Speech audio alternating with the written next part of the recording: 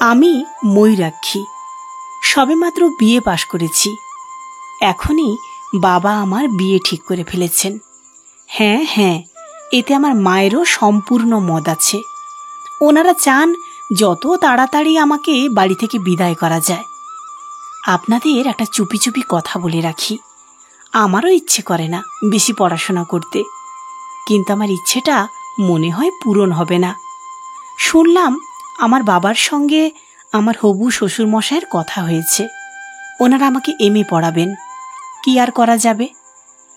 বিয়ের পরদিন দুধে আলতায় পা ডুবিয়ে যখন শ্বশুরবাড়িতে পা রাখলাম, তারপরই আমার শ্বশুরমশাই আমাকে একটা চাবির গোছা ধরিয়ে দিয়ে বলেছিলেন, আজ থেকে এই সংসারের চাবিকাঠিটা তোমায় দিলাম, তুমি বুদ্ধিমতী, তোমার বুদ্ধিতেই চালনা করবে।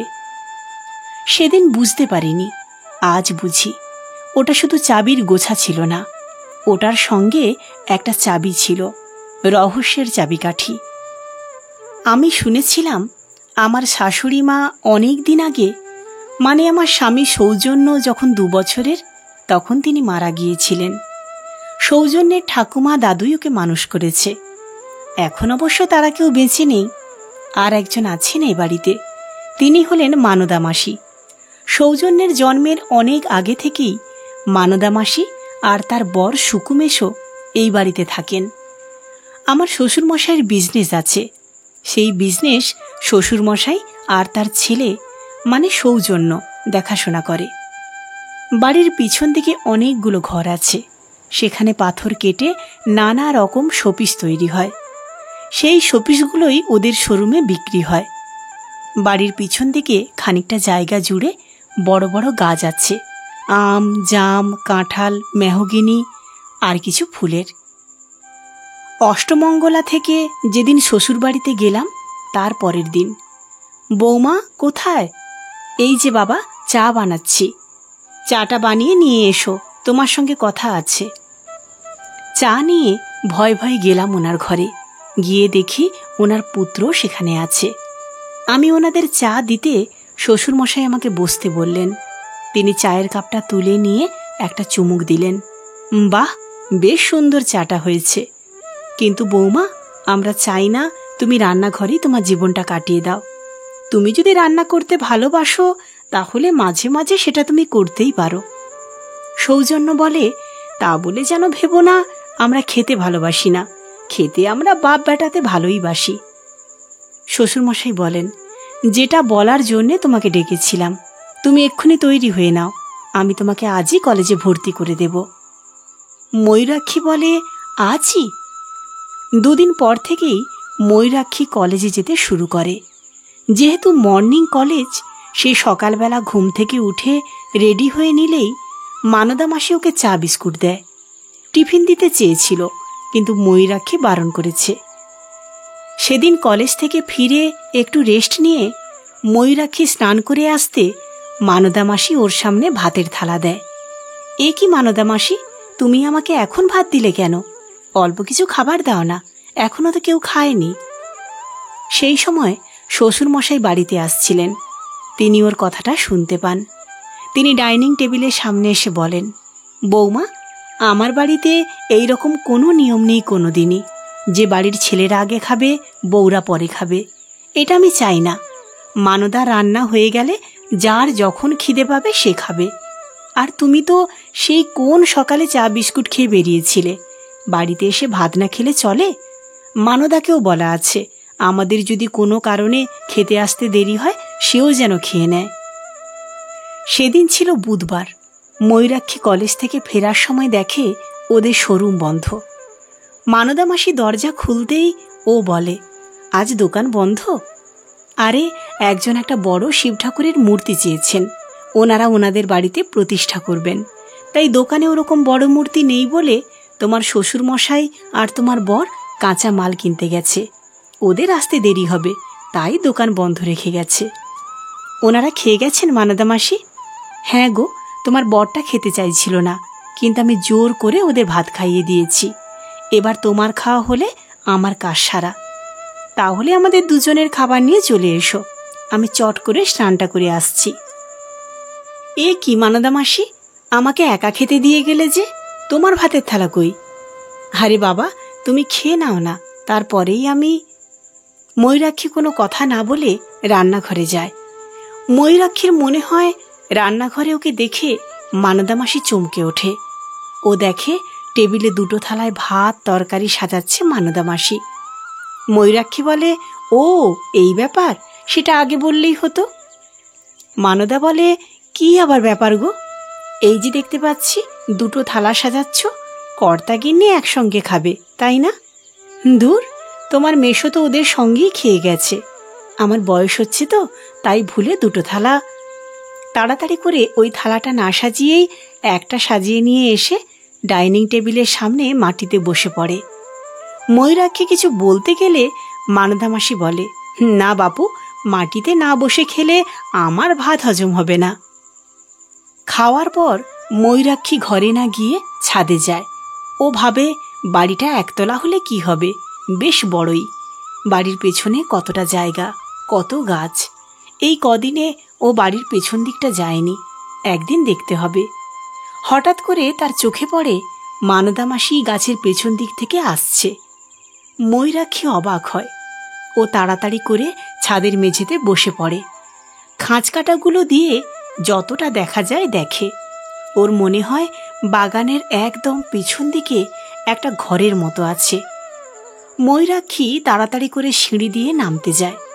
ভাবে মানদা মাসিকেও জিজ্ঞেস করবে এক্ষুনি। খানিকটা নেমে ও দাঁড়িয়ে পড়ে। মনে মনে ভাবে, এখন কাউকে কিছু বলবে না, 2 দিন দেখুক তারপর। পরদিন সকালবেলা ওকে ঘুমোতে দেখে সৌজন্য ওকে ডাকে, বলে, কি গো, এখনো উঠলে না?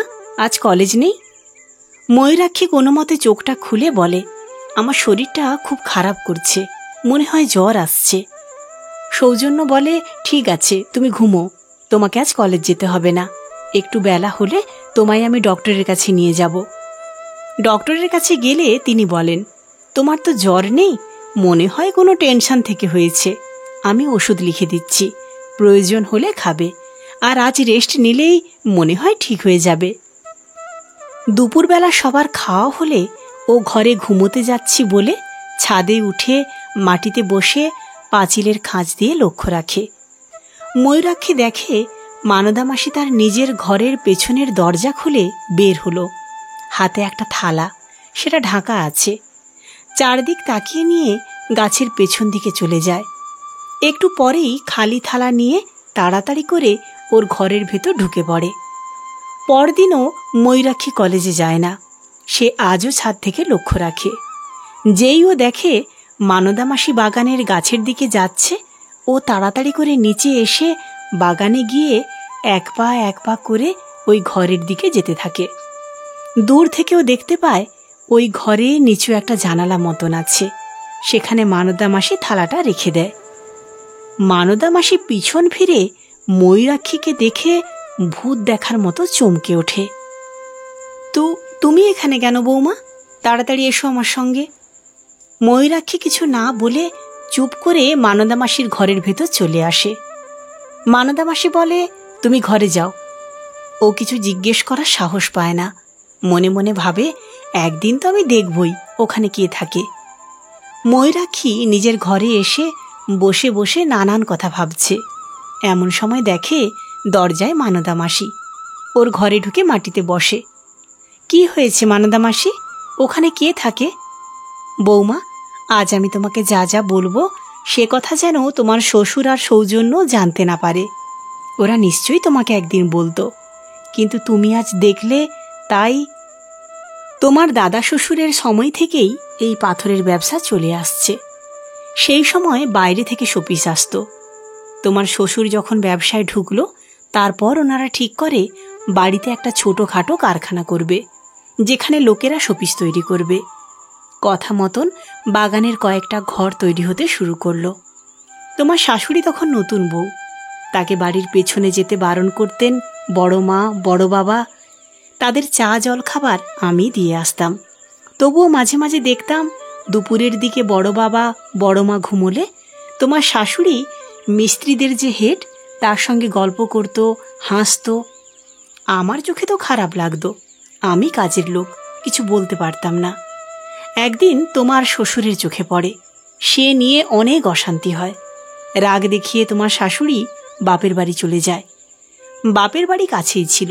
কটা দিন পর ওর মা এদের হাতে পায়ে ধরে এখানে রেখে যায়। কিন্তু কথায় বলে না, স্বভাব যায় না মরলেও। আবার সেই একই রকম ঘটনা হতে থাকে। আবার একদিন তোমার শ্বশুরের চোখে পড়ে। সেদিন এতটাই অশান্তি হয়েছিল যে তোমার শ্বশুর ওর গায়ে হাত তোলে। তখনই বাড়ি থেকে ছেলেকে নিয়ে বেরোতে যায় তোমার শাশুড়ি। তোমার শ্বশুর ছেলেকে ওর কোল থেকে কেড়ে নিয়ে ওকে বের করে দিয়ে দরজা বন্ধ করে দেয়। কটা দিন কাটার পর পাড়ার একজনের থেকে জানতে পারা যায় তোমার শাশুড়ি ওই রাজমিস্ত্রিটাকে নাকি বিয়ে করেছে। সেই লজ্জায় তার মা বাবা এখান থেকে কোথায় যেন চলে যায়। সৌজন্য প্রথম প্রথম মা করে খুব কাঁদত। বড় মার তো বয়স হয়েছিল, তিনি তো সামলাতেই পারতেন না। আর তোমার শ্বশুর সেই দিন থেকে বেশিরভাগ সময় ঘরেই কাটাতেন। আমি তখন সৌজন্যকে আঁকড়ে ধরি, চেষ্টা করি মায়ের মতো ভালোবাসা দিতে। সেই সময় আমি ভগবানকে বলতাম, যাকে সন্তান দিলে সে তার মায়ের সম্মান রাখল না, আর তুমি আমার কোল শূন্য রাখলে, যে আমি এত বাচ্চা ভালোবাসি। এইভাবে কেটে যায় কয়েকটা বছর। সময় মানুষকে কিছুটা হলেও ক্ষতের উপর প্রলেপ দেয়। আস্তে আস্তে তোমার শ্বশুর স্বাভাবিক হওয়ার চেষ্টা করে, ছেলের দিকে মনোযোগ দেয়। ছেলেই তখন তার ধ্যান জ্ঞান। সৌজন্য লেখাপড়া শেষ করে, বাবার ব্যবসায় মন দেয়। বেশ ভালোই চলছিল। মনে হয় বছর 5 আগে। তখন বেশ রাত, শীতের রাত বলে চারদিক নিঝুম। আমাদের সবার খাওয়া দাওয়া হয়ে গেছে, যে যার ঘরে শোবার বন্দোবস্ত করছি। দরজায় আস্তে আস্তে কড়া নাড়ার আওয়াজ হয়। অত রাত্রিরে একা দরজা খোলার সাহস আমার হয়নি। আমি সৌজন্যকে ডাকি। দরজা খুলতেই আমরা দেখি একজন বাইরে দাঁড়িয়ে আছে, কাপড় দিয়ে মুখটা ঢাকা। আমরা বারবার কে আপনি, কে আপনি বলতে উনি কাপড়টা সরান। ততক্ষণে বাড়ির সবাই দরজার সামনে এসে গেছে।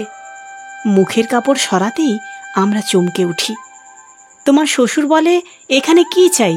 তোমার সাহস কি করে হলো আমাদের বাড়িতে পা দেবার? সৌজন্য তো চিনতেই পারেনি, কিভাবেই বা চিনবে? উনি সৌজন্যকে বলেন, বাবা আমি তোমার মা।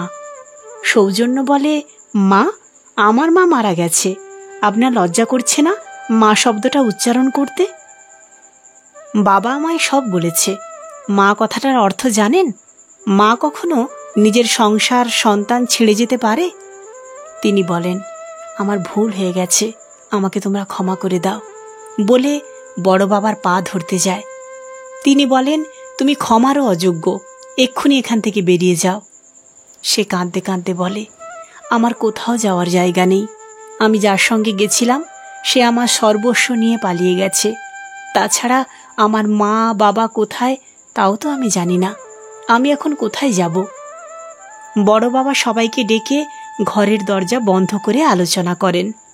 কিছুক্ষণ পর তোমার শ্বশুর তখন ওনাকে পেছনের ঘরে রেখে বাইরে থেকে দরজাটা আটকে দেন। বলে, এখন এখানে থাকো, কাল সকালে তোমার ব্যবস্থা করব। আর একটা কথা, তোমার গলা দিয়ে একটা যদি আর আওয়াজ বের হয় তাহলে তোমাকে মেরে এই ঘরে পুঁতে রাখব। পরের দিন কারখানা বন্ধ রাখে বড় বাবা। 2 মিস্ত্রি দিয়ে গাছের পেছন দিকে থাকার মতো ঘর আর বাথরুম করে দেয়। গাছ তো ছিলই, আরও কটা গাছ দিয়ে আড়াল করে দেয়। সেই থেকে ও ওখানেই থাকে। আমি দুবেলা খাবার দিয়ে আসি। প্রতিদিন রাতের বেলা সবাই ঘুমোলে আমি ঘর পরিষ্কার করে কিছু শুকনো খাবার জল দিয়ে আসি। এভাবেই চলছে এতগুলো বছর। একটা আশ্চর্য কথা, সেই দিন থেকে এত বছর কোনো দিন চেঁচামেচি করেননি।